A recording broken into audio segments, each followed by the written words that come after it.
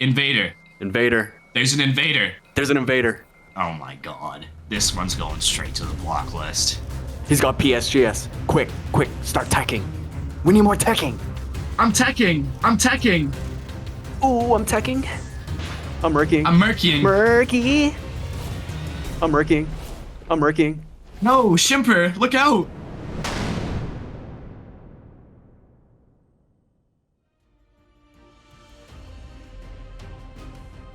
It's time for my ultimate move. Behold my final form.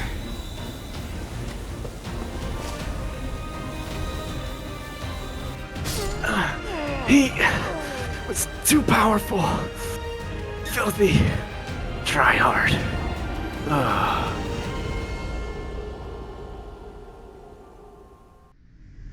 Hi, my name is Rust. I'm a Soulsborne content creator with an emphasis on PvP. My channel is dedicated to helping players learn the more intricate mechanics of PvP and giving them the tools and information in order to improve their performance. In this video, I'll be covering Powerstanced Greatspears. No! God! Everybody's gonna be pissed. No! Okay, look, I get it. It's no big secret that the community has villainized the use of Powerstanced Greatspears.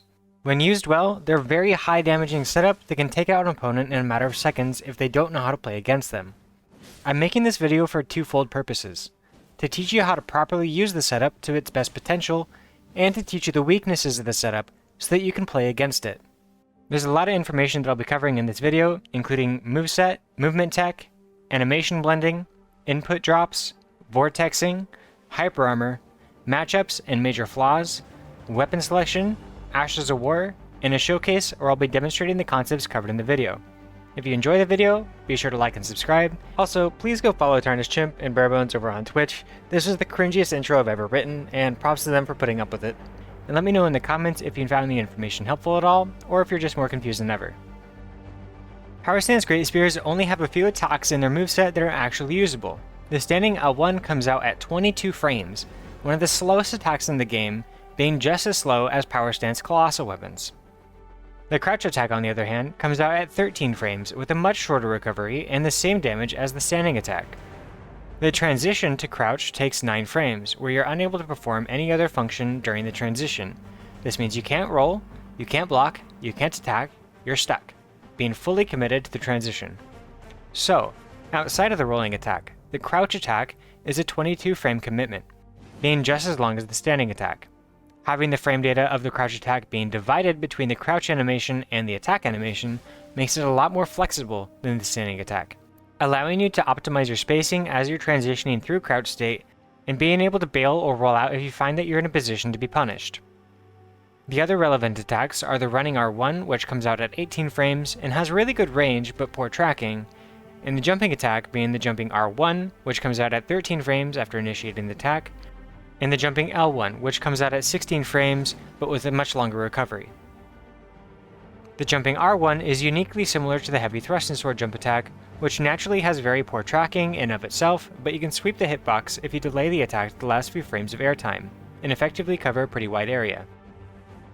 The jumping L1 has a very odd hitbox with relatively poor tracking. If your opponent sees it coming, then they can strafe it pretty reliably, but the risk of doing so is really high given the nuclear levels of damage that this attack can do. That said, you really only want to go for this attack as a guaranteed punish, where you make a hard read that your opponent will commit to a specific action that you can punish. You can, however, follow up with the R1 after landing the hit, but you're generally better off resetting or just staying close to pressure and being prepared to roll, since you'll likely have the majority of your stamina drained. So now that we've established why crouch attacks are so central to the playstyle of PSGS, we need to go over the movement tech relevant to the setup and how to use it. When looking at the frame data of your attack animations, there's a few things to note that make a significant impact on how we utilize our movement. After doing an attack, you have several cancel windows that cancel the recovery of your animations. The fastest cancel from any attack is to go for another attack. However, the follow-up attack of PSGS is so absurdly slow that I'll finish this video before the animation finally comes out.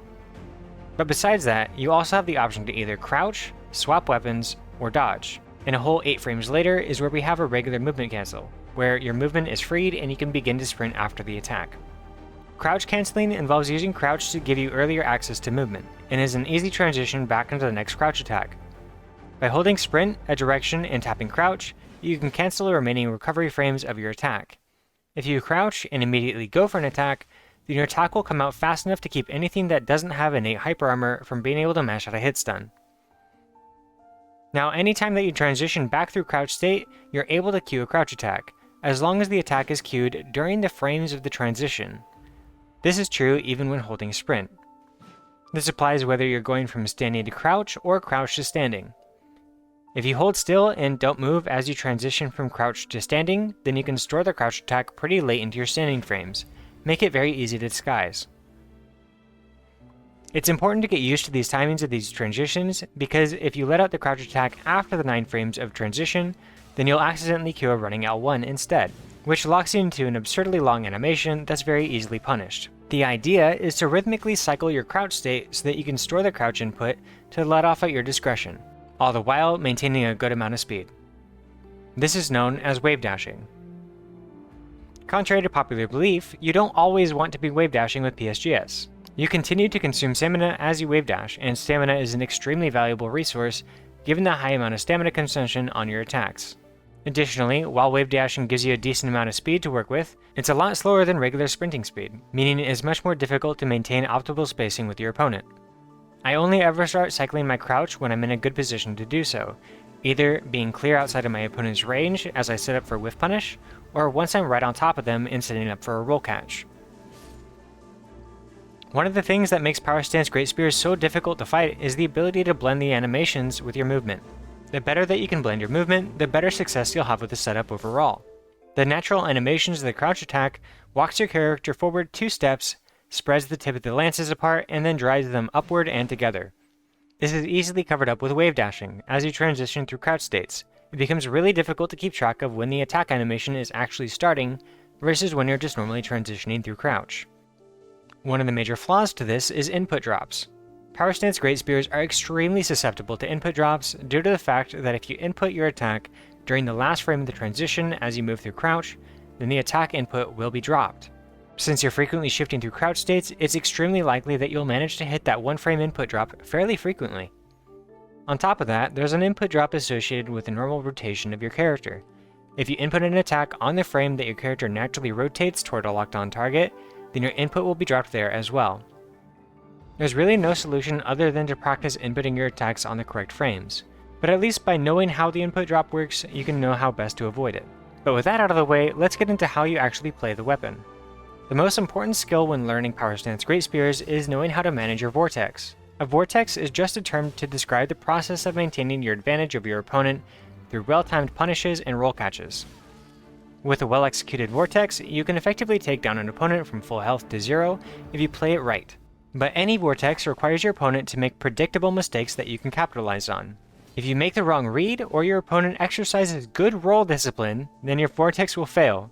On top of that, Powerstanced Greatspears scale on latency, where they perform worse and worse on higher latency, where at 270 milliseconds of ping, the opponent can safely escape your vortex by spamming roll, and it does not matter how god gamer you are, you will never catch them. Starting the vortex is often the hardest part. PSGS has fairly limited approach options, mostly being the jumping and running R1s, both of which have poor tracking and a long recovery. Greatspears work best with a more passive approach, aiming to whiff punish an opponent that misses their attack as they try and close the gap, or defending your neutral by punishing them if they wander into your space.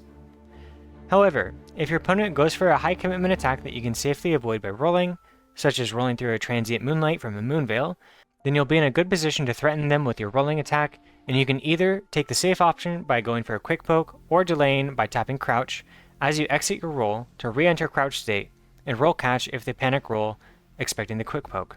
Generally speaking, I always start off my fights with quick pokes, because I never know how my opponent's going to play. Once I have a sense of their habits and play style, I adapt my own in order to capitalize on their mistakes.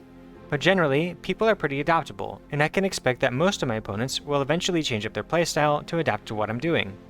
So from there, I'll likely cycle in a quick poke to keep them feeling pressure to panic roll, or delay the roll catch in order to roll catch on the timing of a double roll. But effectively, these are your timings. You have a quick poke performed by crouch canceling straight into a crouch attack, first panic roll timing, which can be caught by double tapping crouch, First to cancel your recovery, and then again to launch at the crouch attack as you transition back into standing. And a double roll catch, by triple tapping with a delay. First to cancel your recovery, again to reach sprinting speeds that you can keep up after the first roll, and then tap crouch again as they exit their first roll and hit the crouch attack to catch the second roll. But don't get too comfortable with these timings, because as soon as you find a good player that has good roll discipline, then you'll be shit out of luck as they perfectly roll through everything that you do. So being able to blend, manage your crouch state, and read your opponent are absolutely essential skills. But now let's assume that the opponent has some means of hyper armor, something like a greatsword or an Ash of War like Storm Assault. Against these weapons, your Vortex is a lot harder to maintain, and if the opponent mashes out a hit stun, then they'll be able to hyper armor through your attack even if you go for a quick poke. Against these weapons, you have to play your Vortex a lot more patiently, bait out the hyper armor by spacing back to a safe distance, and punish their attempted mash out a hit stun. I've started calling this peeling, the act of pulling away from the opponent just out of range in order to punish them on reaction if they try and mash. Personally, I peel more often than I ever try and push into my opponent's space to get a roll catch. This is for two reasons. One, being that the majority of people that I fight always mash R1 out of hit stun. It doesn't matter what they're using, Shamshir, Colossal Sword, whatever. Everyone always mashes or neutral jumps to escape my attempt to Vortex. So, I peel, let them swing, and punish their attempted mash. Between the different Greatspears available, all of them have their place working exceptionally well on different builds. Any build can make use of lances as long as they have the minimum stats to use them, but they work best on a strength build. If you run them on Frost with Chilling Mist, then it only takes a few pokes to proc the Frostbite on your opponent, and from there you can swap to heavy infused lances to maximize your damage. Tree Spears are incredible, having insane range and the highest amount of damage output. These things are actually fucking disgusting. First, you can buff with the offhand spear, then buff with the main hand Golden Epitaph, and hard swap over to your main hand Tree Spear and bundle it with Holy Grease. That's 3 buffs, all stacked on top of each other for massive damage boost, that puts you up to a 996 AR on an optimized dexterity build. They can also work fairly well using an optimized faith build, but they scale better on dexterity. Vike's War Spear also works best in an optimized dexterity build and serves as a great backup option to the Tree Spears if you're fighting a turbo laggard with 300 ms of latency that you couldn't roll catch if your life depended on it. Vike supplies a madness status, though it usually takes about 5 to 6 L1s in rapid succession in order to proc the status effect. But the pressure to force the opponent to bolus can have a huge benefit.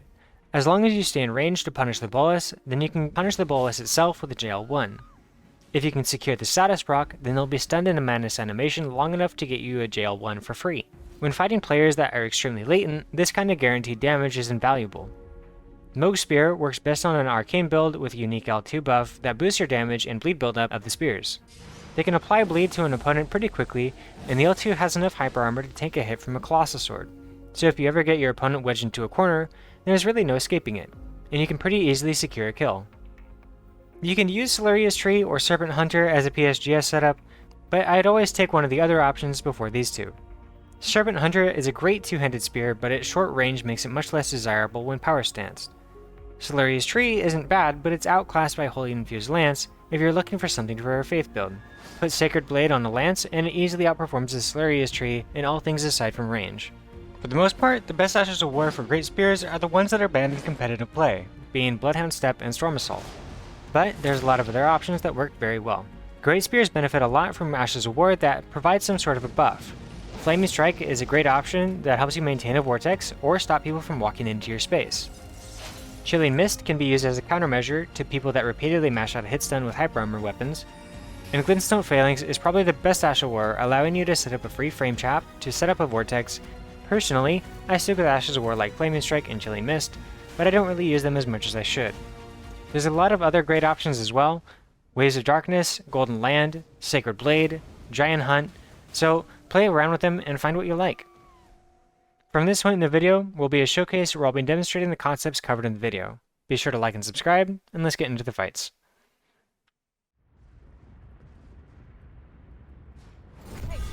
To start with, I'll be showcasing Tree Spears on a dex build. Out of all the options, Tree Spears have the highest damage output by far, and there's very clearly a reason that these things are banned from competitive play.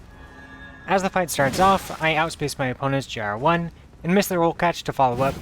My opponent goes for a neutral jump here, likely expecting me to do a follow-up crouch poke, but I'm unable to land the roll catch on this one again.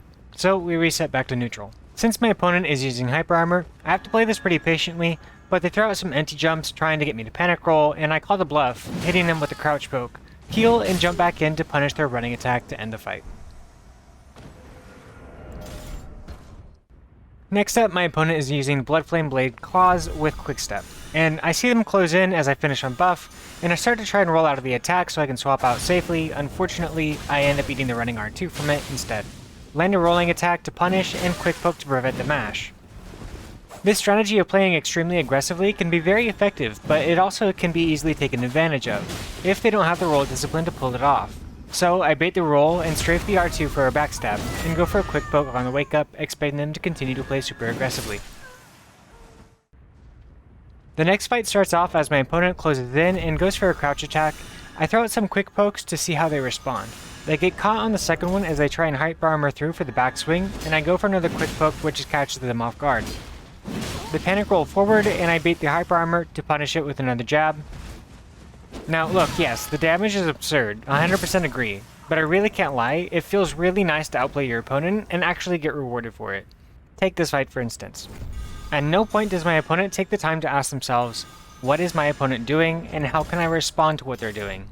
I, in response, strafe their attempted mash out of hit stun, then respond to their previous attempted mash by peeling and punishing it again.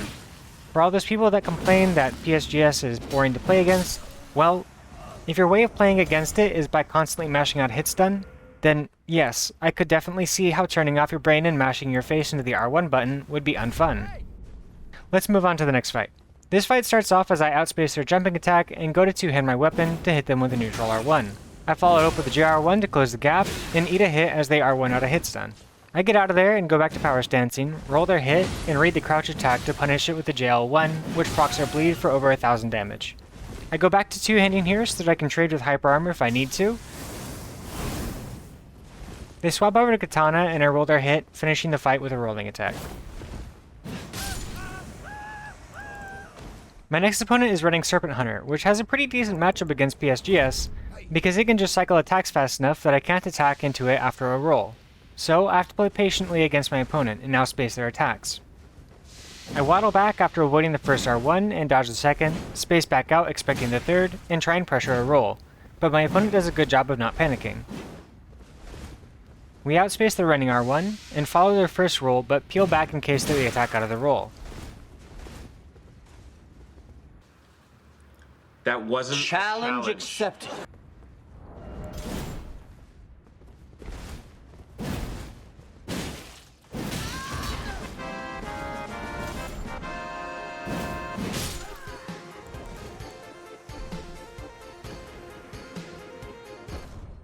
So I swapped over to my strength build, and we started off the fight by outspacing their JR1. You'll probably notice that I say that a lot in this video.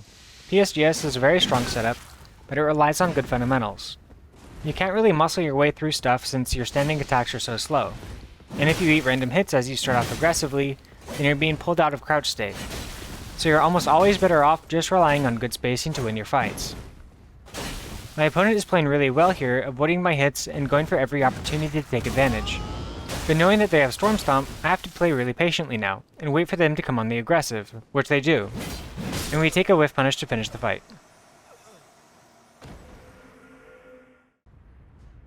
Next up, we see Powerstanced Greatswords. This matchup is kinda weird. PSSS has a really strong neutral, given its fast crouch poke, incredible standing attacks, and ability to frame trap. But it sucks at closing the gap. The jump attack on it is a really good tool to break neutral, but in an arena this big, it really struggles to make much use of it. My opponent makes the push with a running R1, and we punish the whiffed attack, and I go for a roll catch on the first roll, but our latency is pretty high, somewhere like around 200 milliseconds.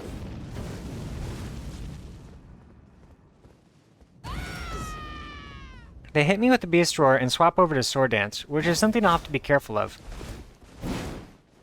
They whiff a jump attack and we're able to catch a panic roll, but I peel fearing the potential Sword Dance. Sword Dance isn't really much of an issue here as something like Storm Assault, but it makes it a lot more dangerous for me to go for a roll catch. I land a JR1 and delay for a roll catch, followed up by a quick poke. And then I get out safely, avoiding their L1. They're down to their last bit of health, so I press my advantage but end up taking a big hit for it. My frost status is fairly high, and they could probably kill me in 2 hits from here, since they're on red feather. So I go back to playing patiently, let them whiff the jump attack, and punish it for the kill.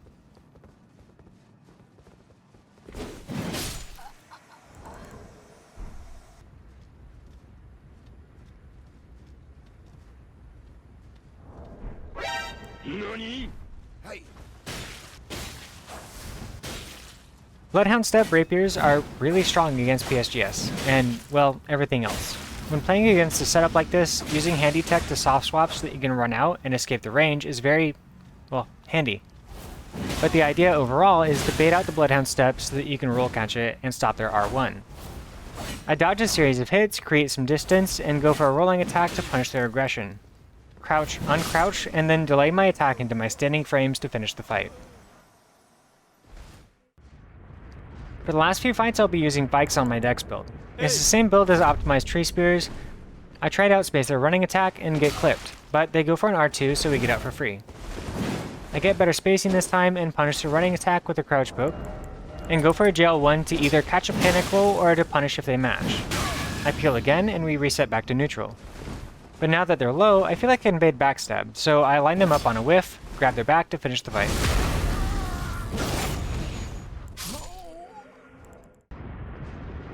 Next up, my opponent is running a thrusting sword, which, again, is an incredibly good answer to PSGS. Prior to 1.10, there was a long debate in the competitive scene about restricting the poise limit on players that use PSGS. It was such a big debate because it was largely accepted that thrusting sword was effectively a counter to PSGS. But with the changes in 1.10, it became much more true than ever. So for the most part, I'm playing this fight with a big emphasis on spacing and whip punishing. I misinput a random backstep after my roll and end up beating a Stormblade. I roll out of their running attack and counter with one of my own, which lands, go for a quick poke, and now they're close to a proc, so they're trying to escape so they can bolus. Here, I'm able to land a JR1 to proc the madness and finish the fight. Now, there's some misconception between the idea of skill ceiling and skill floor. A low skill floor is the barrier to entry for someone to pick up a weapon and make it work. Basically, anything with hyper armor falls into that category, where you don't exactly need to be good at spacing or roll discipline or anything because you have hyper armor that will make up for your mistakes along the way. A high skill ceiling is effectively how good something can get when you unlock the potential from it. PSGS has one of the highest skill ceilings, as it can be extremely rewarding to those that have taken the time to learn their fundamentals. Whether you're just trying to improve your use of the weapon or trying to learn how to play against it, I really encourage you to take the time to play with it. Understand how it functions, and work on improving your fundamentals of spacing and roll discipline. Stop giving up sight unseen of seeing your opponent come at you with PSGS, and see it as a challenge for yourself. I can feel your anger. Let go of your coat. Strike me down with all of your hatred, and your journey towards the dark side will be complete. Use your head, and just have fun.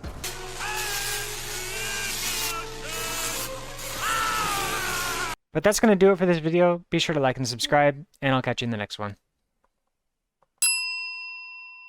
I got family here. I don't want them to think I'm fucking weird. No? Invader. It's too cringe? There's an invader. Get him. More angry. Invader? There's an invader. Get him. Invader. Oh, There's an say invader. say something mean about me. Your roll discipline is ass. Okay. Invader. There's an invader. Get him. Quick. Dude, he's got Start fucking PSGS, dude. I actually have to play the fucking game, man. Oh my god. This one's going straight to the block list. Ah, dude. I got family here in the house. Alright. They're gonna be like, what the fuck's wrong with you? Am I gonna allowed help me? Help me, Alright, please. Chimp? I'm gonna attack.